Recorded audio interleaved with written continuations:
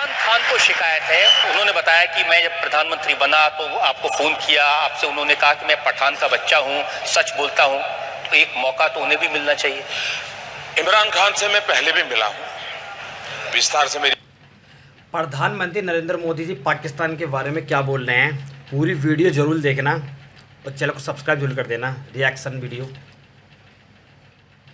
भी हुई है जब वो प्रधानमंत्री यानी उनकी पार्टी के सबसे बड़े नेता चुन करके आए तो मैंने टेलीफोन भी किया था देश के एक मुखिया के नाते, और तब भी मैंने उनसे कहा था कि देखिए इतना बार हमने लड़ाइयां लड़ ली, सही बात है, हर बार आपकी पिटाई हुई,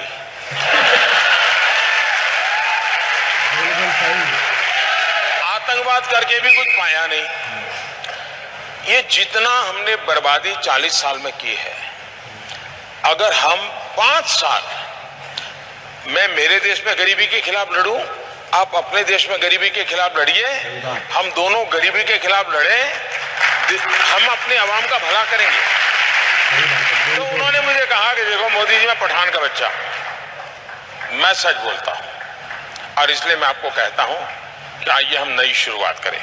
ये बात हुई थी। पाकिस्तान में समस्या ये मैं अनुभव से, मेरा अकेले का अनुभव नहीं है, दुनिया के देशों का अनुभव है। मैंने दुनिया के कई देश के महापुरुषों से बात की है, गल्फ कंट्रीज के, अरब राष्ट्रों के सभी नेताओं से मैंने बात की है, मैंने अमेरिका, चाइना, रशिया, उन सब से भी बात की है। एक बात ज्यादातर उभर करके आती है कि भाई आजाद करोगे तो किससे करोगे? सही बात, आर्मी से करोगे, आईएसआई से करोगे कि इलेक्टेड बॉडी से करोगे? बोले पता ही नहीं चलता वो देश कौन चलाता है। तो ये सबसे बड़ी समस्या है, पहले वो अपनी ये समस्या सुलझा दें। आपने समस्या सुलझा दी, घर में घुस के मारा। आखिरकार जब उनको हमने सबूत दिए, बार बार दिए, और जब घटना घटती है तो इतनी प्यार से, इतनी मीठी बात करते हैं जी, आप भी सोच लेंगे यार नहीं, पाकिस्तान सुधर गया है। पुलवामा के बाद मैं उनकी बहुत मीठी मीठी बातें मानने को तैयार नहीं था। मैंने कहा भाई आपकी बहुत बातें सुन चुका हूं, आप करते नहीं कुछ। हमारे यहाँ इतने लोगों को मार दिया, आपको हमने सबूत दे दिए, हमने एविडेंस दे दिए, उनकी टेलीफोन दे दिए, सब दे दिया, लेकिन आप कहते हैं हम जांच कर रहे हैं, और 10-10 साल हो गए। तो अगर ठीक है, अब हमारी सेना को जितना आता है वो करते रहेंगे। उनकी बात तो समझ आती, लेकिन हमारे यहाँ ममता दीदी हैं, बहन मायावती हैं, अखिलेश भाई हैं, राहुल भैया, जितने भाई बहन हैं आपके यहाँ पर, वो सब कह रहे थे सबूत दीजिए एयर स्ट्राइक का। देश के किसी भी नागरिक को सबूत मांगने का हक है। सही बात, राजनीतिक दलों के नेताओं को भी सबूत मांगने का हक है, लेकिन सबूत मानना ही उनकी जिम्मेवारी भी है। इनका प्रॉब्लम है कि मांगते रहो लेकिन मानो कुछ नहीं। सबसे बड़ा सबूत पाकिस्तान खुद है जी। आप मुझे बताइए कि हमने तो कुछ डिक्लेयर नहीं किया था, हमारी जो स्ट्रेटेजी थी उसके हिसाब से तो सुबह हम मीटिंग करने वाले थे, मीटिंग करके कुछ योजना करने वाले थे, उस प्रकार से सारा प्लान किया हुआ था। जब 3-3:30 बजे सब पूरा हो गया, हमारे लोग लौट आए, वो अपना यूनिफॉर्म वगैरह उतार करके सब अपना चाय वाय कर रहे थे, तो बड़ा हंसी मजाक का काम चल रहा था जी। मुझे भी इन्फॉर्म कर दिया गया, तो पहले मेरे मन कर गया कि चलो सो जाएं, फिर मुझे हुआ नहीं यार, देखे जरा इंटरनेशनल में कुछ हलचल तो नहीं है, तो मैं जरा ऑनलाइन जाकर के सारा सर्फिंग करने लगा कि दुनिया में कहीं पर इस घटना की खबरें आना शुरू हुआ तो नहीं है। घटना बहुत बड़ी थी। उधर मेरे लोगों को मैंने कहा ठीक है आप सो जाइए, लोग इकट्ठे हुए होंगे, सुबह बात करेंगे, लेकिन मैं नहीं सोया। 5-5:15 बजे पाकिस्तान ने ट्वीट किया कि भारत आकर के मार के चला गया।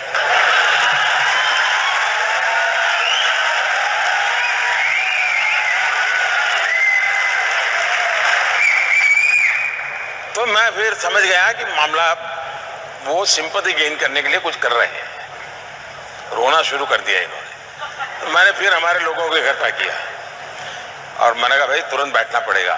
तो रात भर जगे थे लेकिन फिर भी इकट्ठे हुए, फिर परिस्थिति का मूल्यांकन किया, फिर आगे की रणनीति हम बनाते रहे। ये सही है कि पाकिस्तान ने बालाकोट के उस इलाके में जंगलों में कुछ मिसाइल गिराए निशान बनाने के लिए, ताकि दुनिया को बता सकें कि भारत का निशाना चूका? ये इस विषय के जो जानकार लोग हैं इन्होंने खोज के निकाला है कि, और जिसकी चर्चा पिछले 2-3 दिन से ज्यादा हो रही है, इस सब्जेक्ट के एक्सपर्ट है उन्होंने कि भाई अब उनके लिए मुसीबत थी कि भारत ने आकर के यहाँ किया है तो ये सिद्ध हो जाता था कि यहाँ टेररिस्ट कैंप था, क्योंकि इतने बड़ी पहाड़ी में घने जंगल में एक अकेली इकलौती बिल्डिंग और जिसमें भी 600 लोगों की रेसिडेंशियल एकोमोडेशन, तो हर किसी को सवाल उठता है कि क्या था।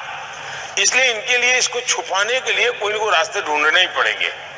पाकिस्तान के लिए दोनों तरफ से मौत है। ये भी कहे कि हाँ कोई आया था, बम गिरा था, तो भी फंस रहे हैं। और वो इतने डर गए थे जी, वो गलतियां पर गलतियां चले। विमान उनका गिरा, उन्होंने कह दिया हिंदुस्तान का गिरा। पायलट उनका मरा, उन्होंने कह दिया हिंदुस्तान का मरा। यानी वो बिल्कुल ही बैलेंस खो चुके थे। और बैलेंस खोने का कारण था कि इतनी बड़ी घटना उनके लिए असंभव थी जी, और अभी भी उस सदमे में से बाहर नहीं आए। ये तो भारत में अगर चुनाव ना होते और ये तू मैं ना होती और सामान्य दिवसों में घटना हुई होती, तो विश्व की जो महत्वपूर्ण मिलिट्री ऑपरेशंस हुए हैं इसकी उसमें गिनती होती जी। ये चुनाव के तू मैं में भारत के वीरों के पराक्रम को हमने नजरअंदाज किया है। और इसलिए मैं तो ईश्वर से प्रार्थना करता हूं कि चुनाव नतीजों के बाद शांति से इसके एक्सपर्ट हो, वो देश को समझाएं कि भारत के लोग कितने पराक्रमी हैं, कितना बढ़िया काम किया।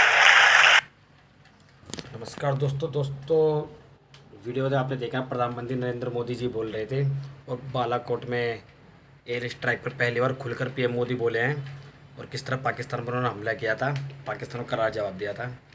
तो आज के रिएक्शन में वीडियो इतना ही। अगली वीडियो के लिए चैनल को सब्सक्राइब कर दें। मिलते अगली वीडियो में। थैंक्स, जय हिंद।